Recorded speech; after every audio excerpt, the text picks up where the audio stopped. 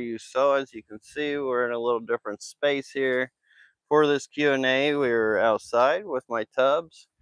And the main reason we're doing this, though, is to help you guys out with your aquarium keeping and to answer your questions. But I figured if we're out here and things go good, maybe I'll start showing you some tubs, why I ask questions or why I answer questions, and we go through it. Let me jump in the live chat here. Hello, hello. And reason why I did not make it Friday, I hadn't been feeling well. We had Eater's kids last week, or a couple weeks ago. Wesley got sick, Sarah got sick. I was trying my best not to get sick. I was doing so well, and then started mowing, and that just, I guess my immunity did not like that. So I've been dealing with that, still kind of getting over it, but I am here for you guys. And yeah, so I'm slowly getting better. But I do have some really good news too. During this week, we actually had our fiber cable, our fiber optic put in.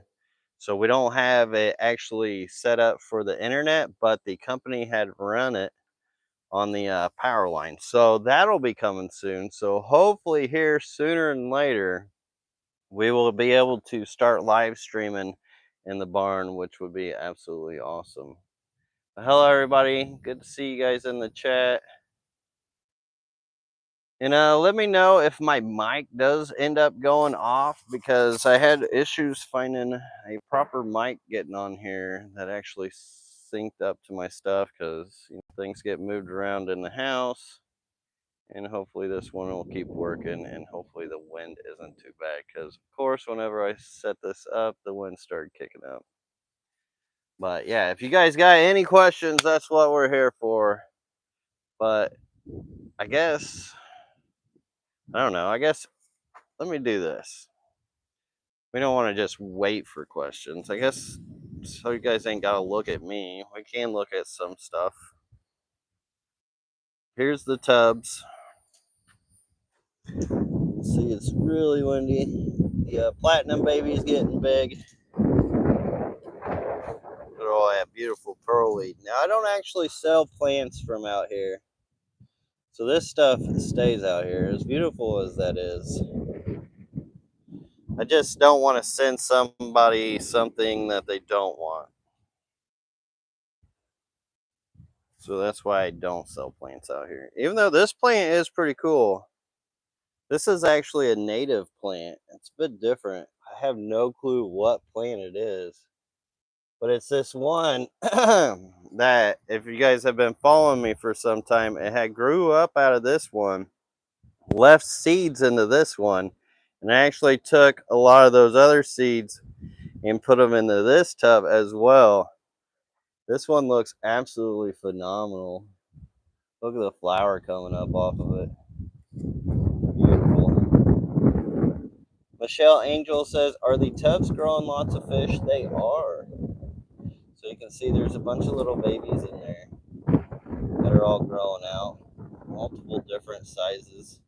These are mostly rice fish. Oh, my goodyids are being shy now. But you can see there's a bunch swimming around everywhere.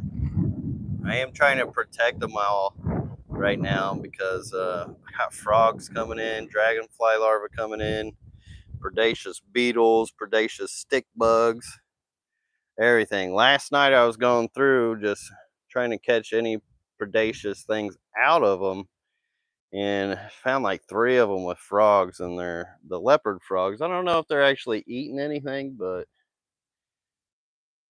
I'd rather them just not be in my tubs and stuff. Aquarium Fantasy says, how is the outside project coming along? It's coming along pretty good. I'm starting to get the ground a little more leveled off. I didn't do hardly anything this week because just not feeling well. I was literally in bed for days. I'm still trying to like get my mentality just even back, and just my energy. I've still hardly got any energy, and So not a lot got done, but I do have all the outposts up, and what I'm going to be doing here next will be getting in the center post. So once I get my center post in, then I can start working on the framing around. It's a big process. It's going to be a slower process just because I've got so much other stuff to do. I mean, if this was my only job, it would be different, but I've got, hundreds of aquariums, tubs, a family, and all kinds of other stuff I got to deal with. Oh, and yeah, I got to be a YouTuber. Unfortunately, when I don't make videos and I get sick, I really pay for it because social media acts like I don't exist unless I'm making a video every single day. I know it's not your guys' fault. It's the algorithm. Just I don't know, doesn't like me taking time off. Henrik Villamir Henrik Meyer says, how to mature water for no filter, no plants that is not well water? The tap water here is without chlorine, so no issue there. But pH is 7.5, DGH is 12. So a lot with your pH when you're getting water from wherever you're getting it. Let me flip you guys over and put this on here. Um, a lot of that pH and high pH, which 7.5 is not bad. It's actually pretty neutral, just a little bit above, but I mean, it's not much hydrogen molecule. So if you do want to mature that and settle it, the best thing to do is just let it air out. So give it a day or two, and all that hydrogen will outgas, especially in a no filter. And as far as your GH being 12, that's 120. That's fairly soft. I don't know what your KH is, so it's probably around 80, I'm guessing, or 100 being a 7.5 pH. But I usually go off TDS, which is a combination of your GH and KH. And no, it does not measure all the mole and stuff. But as far as maturing the water, if you don't have any chlorine, chlorine is actually what makes it harder to mature water than if you don't have it, because the chlorine is the sterilizer.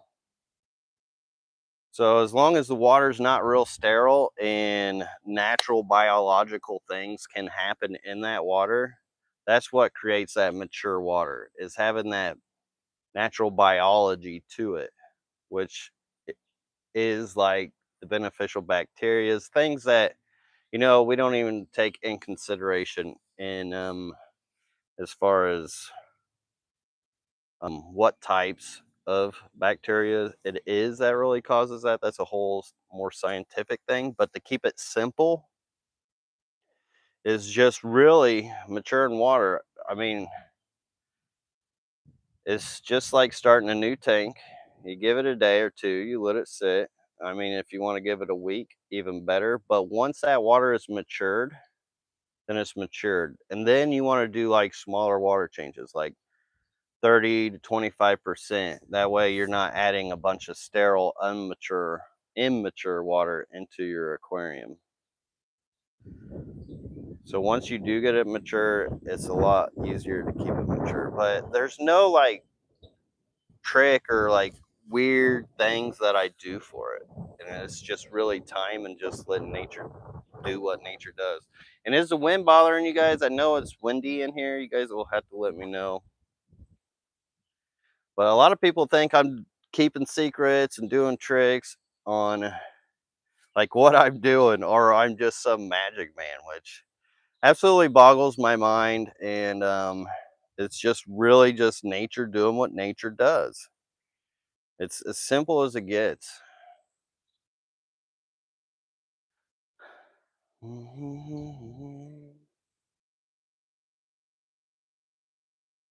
Mike Reardon says, how bad is your evaporation up there? I only set up one pond so far, and it's been losing about 5 gallons a week. Very little rain here lately. Yeah, actually, this last whole month has been insane. Matter of fact, these smaller tubs had gotten down to like 50% water loss in them. And I had just recently topped them off. The bigger ones, like just within like 2 weeks, I was losing about 10 to 15, almost 20% from evaporation every 2 weeks. So it's been really dry here and not a whole lot of rain. Recently it had rain though, so we have had some alleviation from that, and so the evaporation is less. So it all depends on your humidity levels, plays a big role in it. The wind plays a big role in it. If it's really windy and it's really not humid at all, then it could evaporate super quick. But if it's humid, um, it actually takes less time to evaporate out. So it really depends on the weather. Sounding good? That's good to hear. I'm trying to scroll here. I totally got lost where I was. If you were to grow out some shabunkin or comets in a 300-gallon tub to end up with 6 keeper fish, how many and what size would you order? If you want just 6 keeper fish, me personally, if that was me, I don't know if you're like trying to like pick which ones you want to keep by like the look of it or by health. So that plays a big role on where you get them. But I mean, I guess I would just start with 6 because hopefully none of them would die. And 300-gallon tub, that's huge, especially for comets, shabunkins, because they will take some time to grow out. But yeah, I guess I personally would make sure that I was getting it from a source that I was getting what I wanted. That way I didn't have to get a bunch of something and then hopefully get what I want, you know?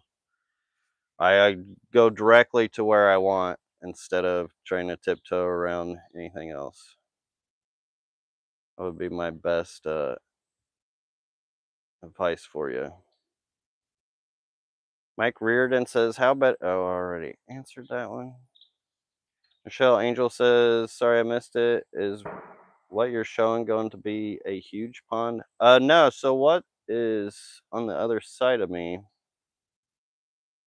is going to be a huge screened in area, and then we'll have more of the totes and tubs in here, and it'll just be able to protect all my outdoor stuff because wild Florida be trying to get into things here.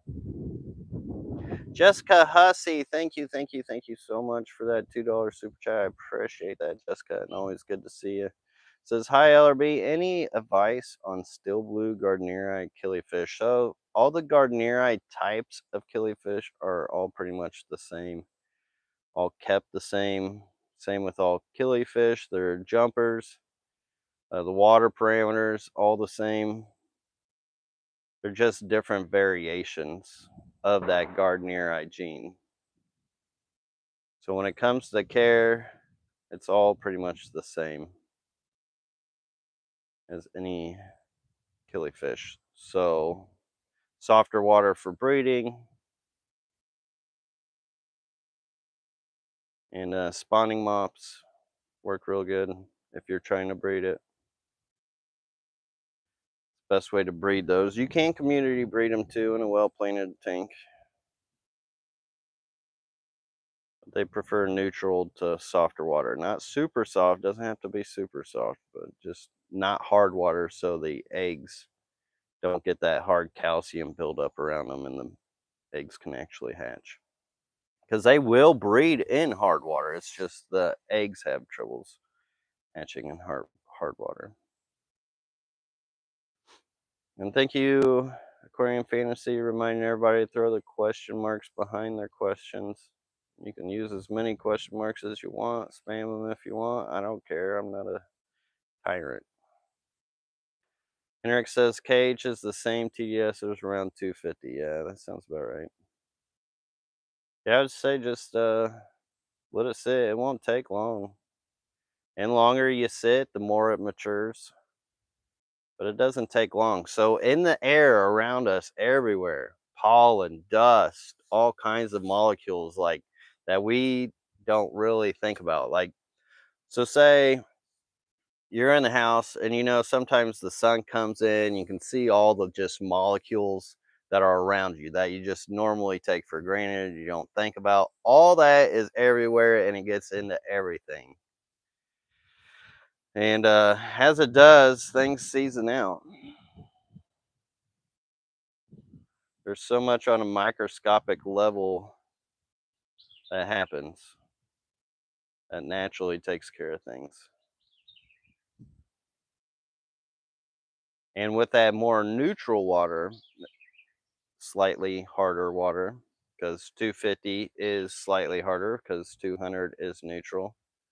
A lot more actually feeds off of that. So if you have softer water, say you had like 10 TDS, not like to mature that water would be a lot harder to mature harder water because there's more to ingest and intake from harder water than there is softer water. And that's why it's actually harder for softer water fish that come from like black water and stuff to transition to alkaline water because their immunities aren't ready for the types of bacterias and things that can live in harder water. Now you can do it, you just got to do it more slower. But less things live in softer water as far as on a microscopic level than in harder water. Tank Girl asks, how many gallons are the small tubs? The small tubs, I can't remember. They're like 25 or 30. I cannot remember. They look bigger than that though. No, yeah, I would say they're probably about 30. I would say that looks about like 30 gallons of water. Sorry if I still sound a little stuffy too. Not much I can do about it. I was doing all right actually, since this is the most talking I've done for probably days. Uh, Darbwire says, I want to set up a blackwater tank, let a shrimp and or scud population establish, and then add fish. What's the best way to acclimate a local fish shop fish to acidic blackwater tank? So it is easier to go from hard water, your hard water fish, to go down to a acidic blackwater tank. The scuds and the shrimp, depending on the shrimp. Like if you're doing caridina, you're gonna have better luck with them. But like scuds and invertebrates, they do tend to like harder water because they have that mineralization in them, and they actually need that for molting. And scuds are just like shrimp; they molt out, and they do need that harder water. So it may be a little trickier for you to keep these scuds. I've never personally done it in a blackwater situation, so I don't know how well they would actually do as far as populating out without that harder water and mineralization in the aquarium. Um, I'm sure there is different varieties of scuds. Maybe some can take some better than others. But I would say the best way to acclimate is so honestly, I'm not a fan of acclimating. It's either it's gonna go in the water or it's not. And I guess if you have a tank, you can slowly transition that. But when it comes to like shrimp and scuds are different as far as putting them in a bucket and acclimating them. I know a lot of people take fish and acclimate them, slow drip, do all that stuff. In my experience, that actually stresses out what you're keeping more than anything. And it can be more problematic than it is helpful compared to just plopping and dropping. But if it is into a tank and you're just slowly trying to change that tank to something acidic in black water, then it's a lot better than trying to do it in a bucket that's Just stresses things out. Queen Blood Ghosting says, how do you produce green water? So for me, green water just happens, and it's usually from decaying grass material. Matter of fact, so you take like, if you want some green water, take this stuff, mush it up, get it all mushy, like green grass mushy. Blend it up if you want to. Use a blender or something. Even green leaves help. Throw it in there. Get a lot of highlight. As those organics break down, that green water will start feeding off all that stuff. And more light it has, especially if sunlight, the better. And do like, I mean, I've got green water tanks that, you know what? It's kind of weird. This actually just happened. So recently, I had changed my timers to turn off 2 hours sooner. They come on 2 hours sooner. Time frame's the same, but my green water died in that area that I did that. So the light duration is the same, but the scheduling changed. So maybe there was just a day where it had that like a little bit more darkness for a little while. I don't know how scheduled green water is or how smart green water is, but it's kind of weird now that I think about it that that green water died. Could be another reason why it died too. So just throwing that out there. That's still up in the air whether they like go off of a schedule or what they're used to.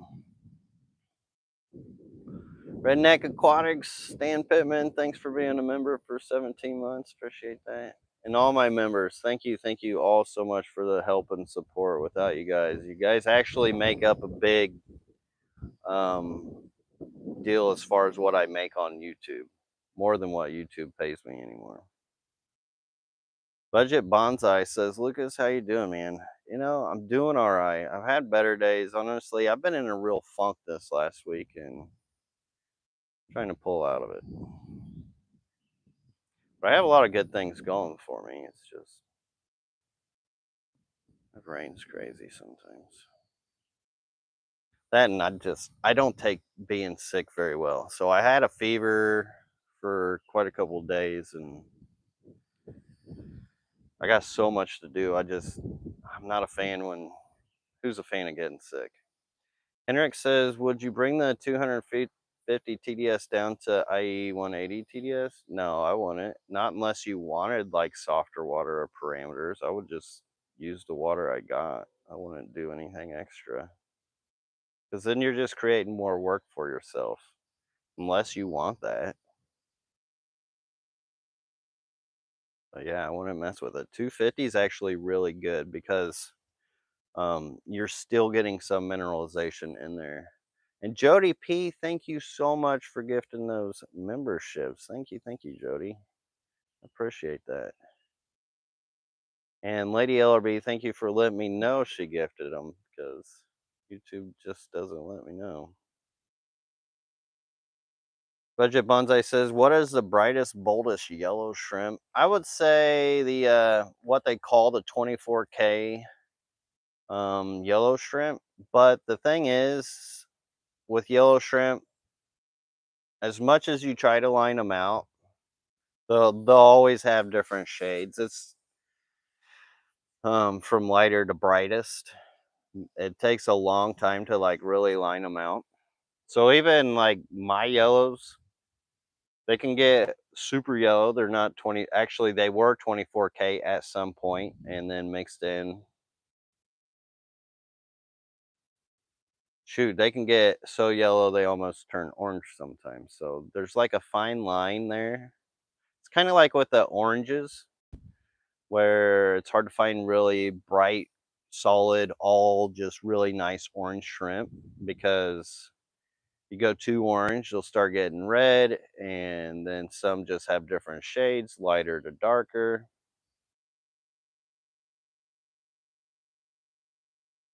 So there's no actual like one strain. And I don't care how many people posted so many nice pictures online. Like when you're buying from shrimp places, you'll see that, like, ooh, look at all those yellows. Like, that's just not how that colony will breed out. There's just not lineage like that.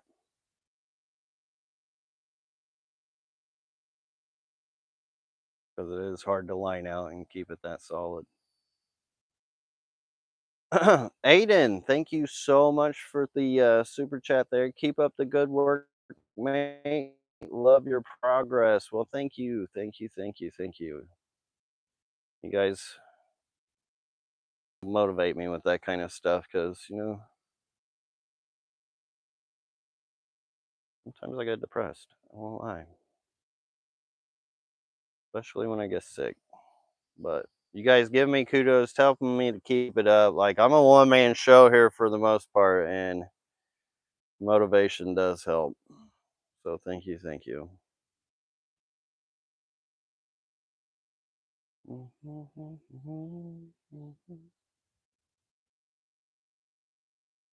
Scroll, scroll, scroll.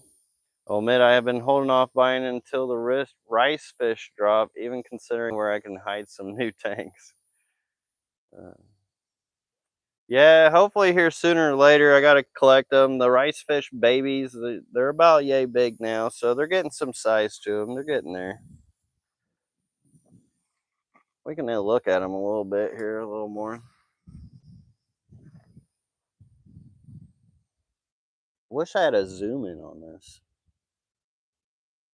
or at least help the focus, because it's really hard to.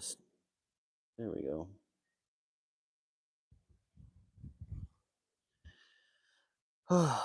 Let's see.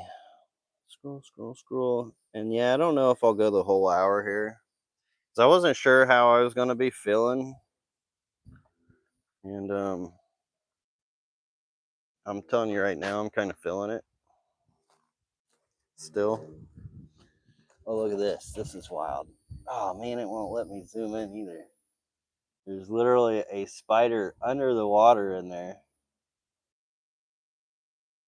Like, he'll come out at night and he'll like swim all over the top, but he's like down there hiding like something's gonna eat him. Like, this is full of babies. A lot of these are just full of babies, just waiting to grow out. You can kind of see them. There's actually a ton of them in there. See them all moving in the middle? Like, the water looks alive because there's just so many. I also got to watch standing in one spot for too long too, because there's fire ants out here and they tear me up. I'm allergic to them. I'm actually dealing with a few bites now. You can see some winged ones in there. There's the black ones. Do I need to stave lamb chop raspberries to get them to eat scuds? So just lost some Christmas moss. I pulled it out. Nothing but scuds under it. Yeah, scuds will eat the crap out of plants. Period. Moss especially. Um, your raspberries, lamb chop raspberries, don't really have a big enough mouth to really take care of the scuds for you. So they'll definitely live together. Because some of those scuds, I mean, they're probably the size of the raspberry's head, especially the adults. This is the toughest line of rice fish I've had to breed, is the albinos.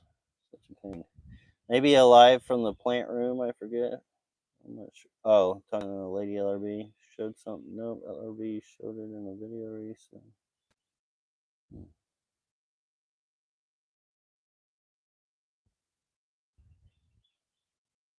Let's see.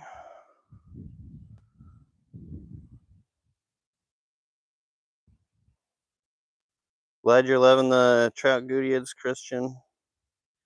Got a few more on the website too. Let's see, red tigers. I can't wait to offer more of those. Those are cool. Lepardo.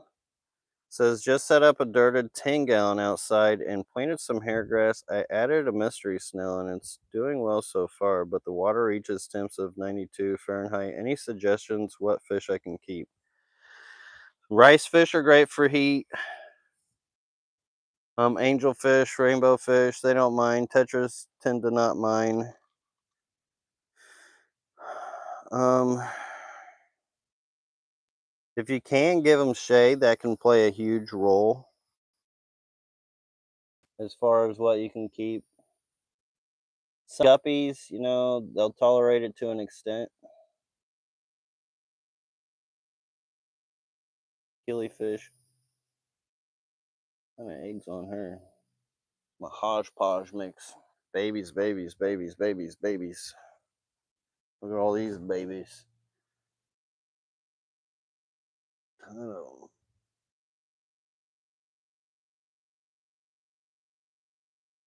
Yeah, you can pretty much keep most all tropical fish in 92 degrees. Will the Gutiids tolerate community fish? I haven't really tried it much in community, so I couldn't tell you yes or no. I feel like as long as there's enough space, they wouldn't get territorial to cause problems. And oh, mollies, swordtails. There's a lot you can keep out. That's what these are. If you guys remember those red tail mollies, bunch of little babies of those in there. Um,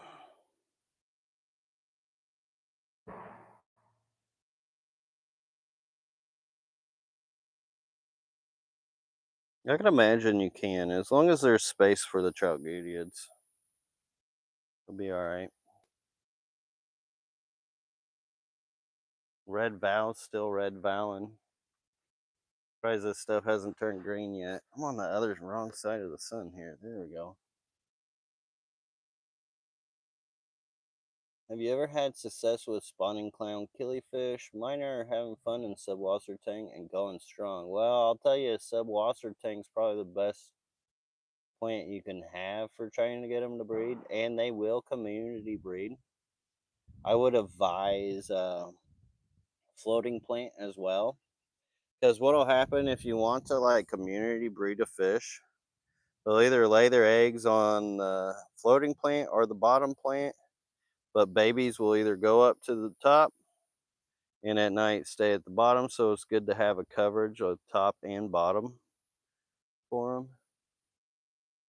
And you'll have a lot better success with potentially community breeding them if you have plant coverage on top and bottom. Or you can just use spawning mops, collect eggs, or musical fish them out. Which musical fish them, what I call that is like you got fish living in there. The fish are breed throwing eggs often, always, all the time. We'll be keeping fish. We won't even know they're breeding, but they'll be breeding. The eggs will be in there. You may never ever see them. So you let fish sit in a space of water for like a month. Let them marinate, sometimes 2 months, depends on comfortability. And then you move them out, put them into another one. Then you wait for the babies to pop up. And that's how I've learned how to breed a lot of fish, is just by doing that instead of the more controlled way. But yeah, you can see here where I've got like beetles floating around in my tubs like you'd find in the ponds. Supposedly you could sell those, but I don't know. I'm not in the market for that. That's not what I do. I got to protect all my fish from those sorts of things.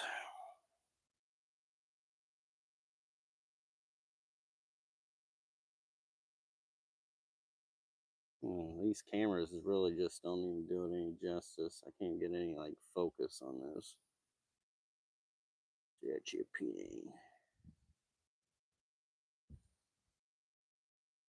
I'm glad you could make it. Yeah, I figured Sunday live. No, I know I wasn't able to make it here Friday because I was sick, but and hopefully more people could join us that normally can't.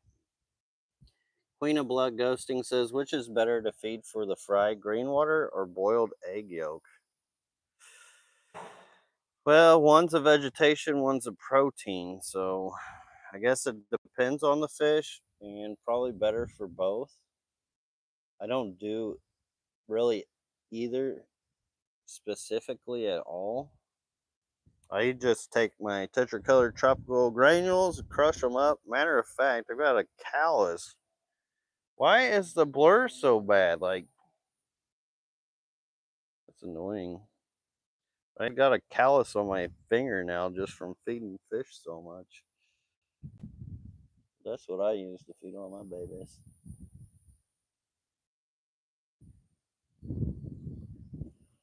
Yeah, I got a few tubs going. See?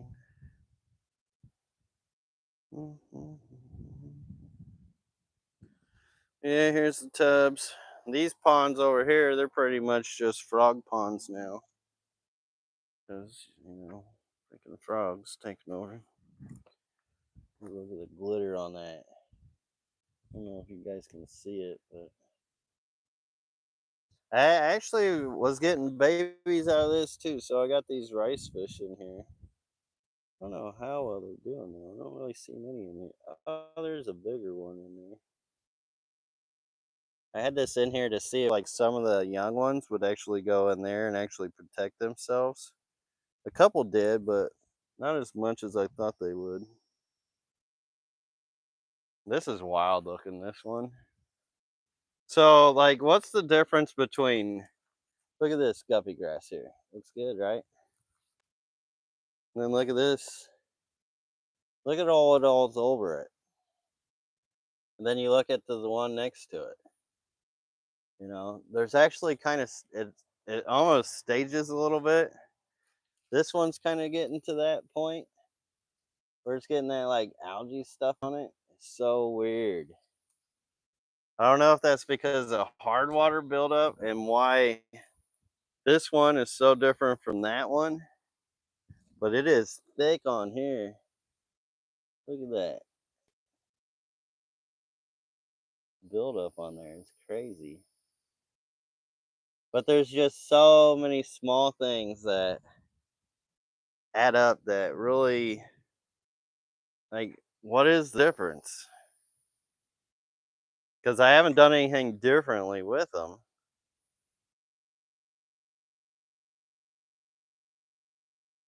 I don't know. You can rack your brain over that kind of stuff all day long.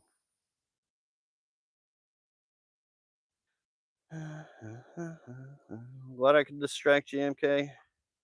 How hot do the tubs get in the full summer? Oh, I can imagine they probably get pretty hot, like up to 100 degrees. These things, I don't even know if you can see how tiny these babies are. Can't really see nothing.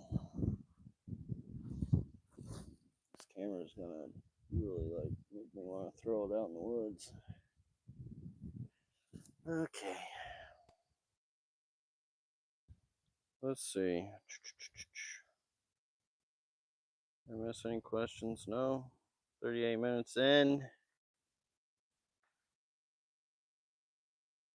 Still got a little time. So if you guys got any last questions, do you leave the fish in the tub during the summer? I do. The only time I bring fish in is in the winter and if it's something that doesn't like the cold. But yeah, everything stays out here all summer long. This is cool looking. I wish I could zoom into this. Just with like all the pearlweed and all the guppy grass. There's actually nothing growing in here yet because I haven't decided what I wanted to put in here. I was thinking about putting goldfish in there, but I have not.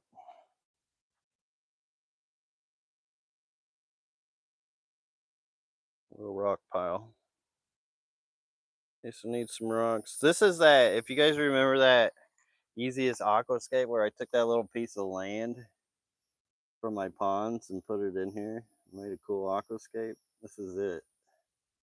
It's all like growing out grass now. And I don't do anything. I haven't done anything with it. Besides, I did pull algae like towards the beginning of the year here during the spring. That was it. I gotta clean these fronts too. This way to seeing those tanks. Because the rain will splatter the sand everywhere. You see the little Valsinaria, or no, dwarf sage flowers that are so fudgy. Let me clean, maybe it's my lens. Because there's no reason why it should be that unfocusing. Look at that. Look, it just will not focus. Focus, buddy. There we go. A little bit. And Squirby, hey girl. How you doing, baby? This is my little sweetie. Lucas, how big is your breeder rack? My breeder rack? What do you mean? Oh, yeah, you mean the one with the little containers on it? I think it's like 4.5 foot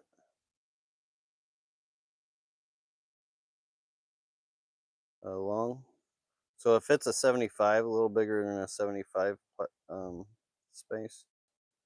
What is your thought about nano tanks, 3 to 10 gallons, and the way you run your tanks? Is it possible or not worth the effort? Yeah, it's definitely possible. Definitely possible. I do it with all sizes, from less than a gallon to like liters. Definitely possible and worth the effort. A little graveyard of concrete bags.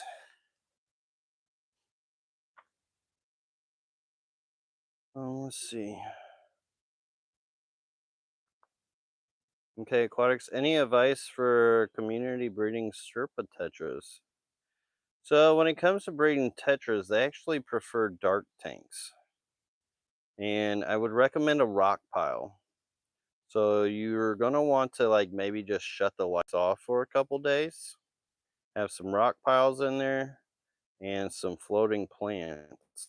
Matter of fact, I had recently released a short where I was had a glow light Danios breeding out, and they had some babies pop up with them in there, and they were sort of community breeding. I just pulled the adults before they ate them. Some were getting big enough to where they weren't eating them and keeping them fed enough. So having top coverage, because that's where your fry are going to go. They're going to go up towards the top. They're going to eat off of things off the surface and make sure that the serpentetras are fed or getting fed. But yeah, they prefer, you're going to have to give them some dark period. Budget Bonsai says, I have a reverse trio of, and they might want more neutral water too. Tetras are harder to breed in harder water because that hardness for the eggs again makes it hard for them to hatch. Budget Bonsai says, I have a reverse trio of endlers in a planted 2.5 gallon with a sponge filter. Do you think they'll be fine? Yeah. I don't know why they wouldn't be. The sponge filter 2.5. Endlers don't need a whole lot of space. And usually the females can be more of a pain. Honestly, I would probably, if you got a community tank or an extra tank, I would probably just turn them into a pair than a reverse trio, and then just put the other male into a community tank. That way the female's not getting harassed for the whole day. Even though most of those females, they can hold their own ground, they'll keep them away, but they'll be all right.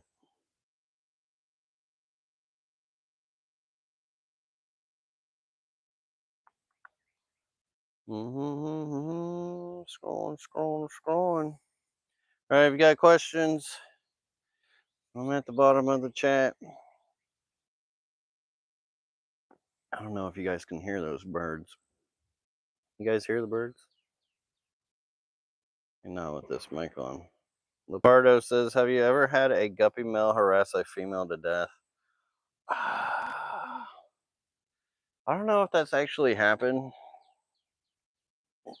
Because I've had things where I've had like a 10-to-1 ratio before, just because the way things played out and just no issue. Like, yeah, they'll be like swarming her and trying to breed, but they can only do so much. And the females tend to be bigger, so they can hold their ground and just kind of like get off me.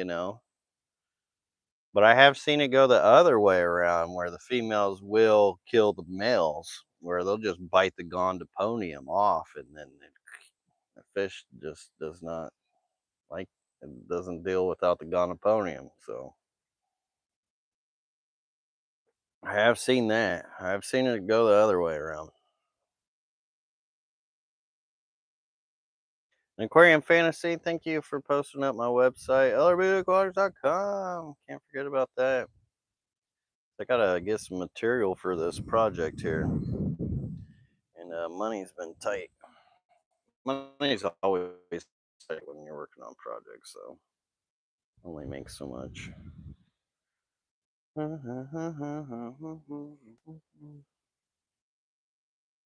Bob, Bobbit Guppy, yep, pretty much. Got Lorena Bobbitt. A lot of people probably don't even know who that is. But man, what a crazy time that was. That was like in the 90s. That was like the biggest story in America for the longest. Let's see. Scroll, scroll, scroll. All right, anything else? Anything else? I'm going to show you guys around. I don't know what to really yap about, because, like I mentioned, I've just been out of it for this last week trying to get better. And I'm excited to get back to the projects. I did get my pumps in for my water change system too, so I'll be working on that here sooner than later. All right, I'm gonna give you guys a few minutes here. What was truly amazing was they were able to put Humpty back together again. That's true. That is kind of crazy. All right, so I'll give you guys 10 seconds. If I don't see a question in about 10 seconds, I'm gonna hop off here. I still haven't had lunch, and I'm ready for lunch.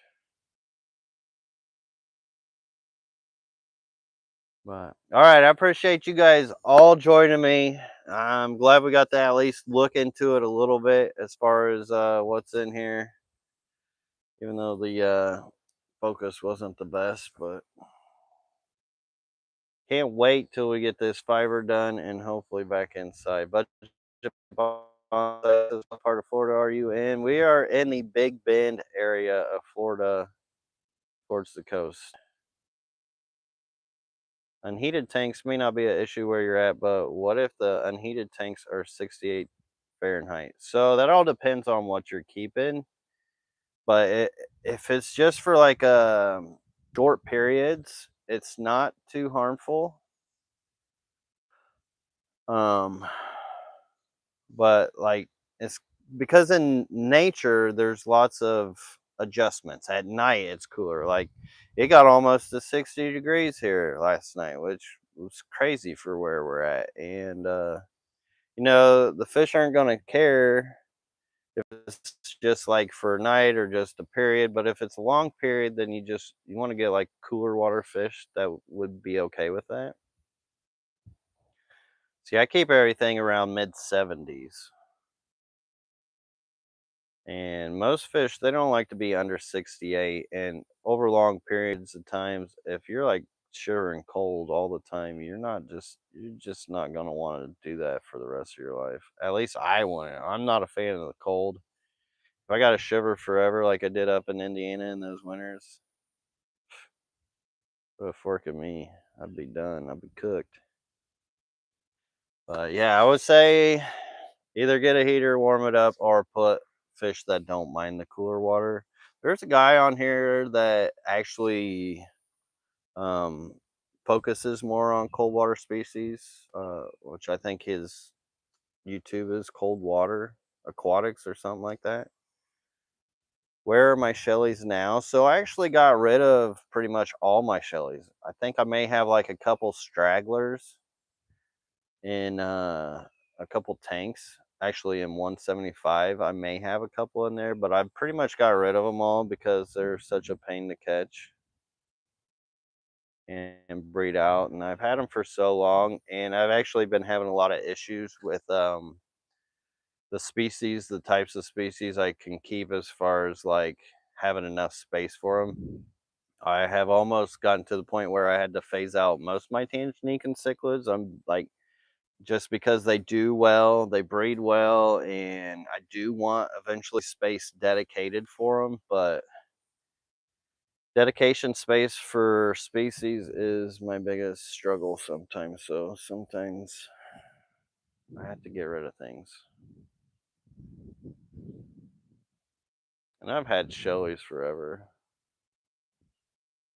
So sometimes it's time to move on. But yeah, I sold most of those ones out of that big pond. Now it's a goldfish pond. Rosie says, Lucas, is your neighbor still keeping fish? I know he still has the tanks. I don't know if he's doing a whole lot of fish keeping. He's been working a lot. He doesn't live over there anymore. And so they just haven't really been doing much into it. House of Pisces says, how are the Oscars? The Oscars are doing about the same. Matter of fact, I've been wanting to put them out, and there's a little pond here. I'm wanting to put them in there because the one always wants to bully the other. House of Pisces says, has Wesley started hoarding yet? Yeah, he hasn't. He hasn't. His interest in it slowly grows as time goes, but it's such a slow progress. Like he's not as into it as I am. He's a gamer by heart, so he's young. Doesn't interest him as much because like he doesn't have to worry about um fish, I guess. He doesn't have to. I'm not like gonna maintain his tanks and stuff like that. I don't know. I don't pressure him into it. Maybe one day he'll get into it. I'm hoping. He's not hardcore into it at all. Unfortunately, like his dear old dad. All right.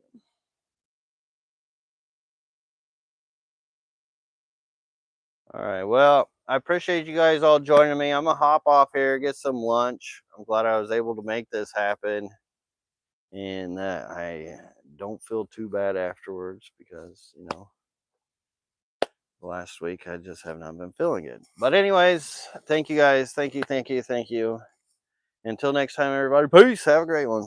Da da da da da da da da da da da da da.